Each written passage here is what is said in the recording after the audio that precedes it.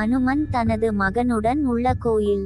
துவாரகையில் இருந்து சுமார் 30 கிலோமீட்டர் தொலைவில் உள்ளது பேட் துவாரகை.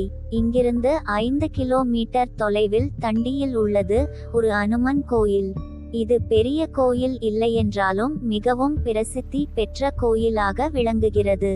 அனுமன் தனது மகன் மகரத்துவாஜனுடன் இருக்கும் கோயில் இது. உலகிலேயே இங்கு மட்டும்தான் அனுமன் தனது மகனுடன் இருப்பதாக கூறப்படுகிறது. இங்கு அனுமன் ஆயுதம் எதுவும் ஏந்தாமல் மிகவும் மகிழ்ச்சியான நிலையில் கோயில் கொண்டிருக்கிறார். பிரம்மச்சாரியான அனுமனுக்கு குழந்தையா என்று யோசிக்க தோன்றுகிறதா?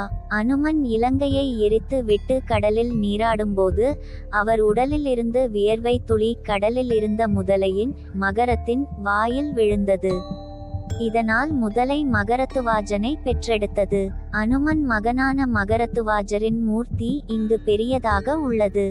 வலது கை அபய ஹஸ்தத்துடனும் இடது கை மார்பிலும் வால் தரையிலும் அமைந்துள்ளது.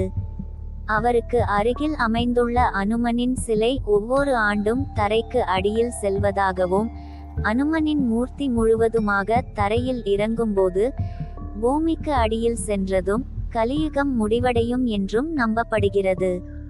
இக்கோயிலில் விநாயகர், காலபைரவர் சந்நிதியும் உள்ளன. பிரசாதமாக தேங்காய் பத்தையும் சீனி மிட்டாயும் வழங்கப்படுகின்றன.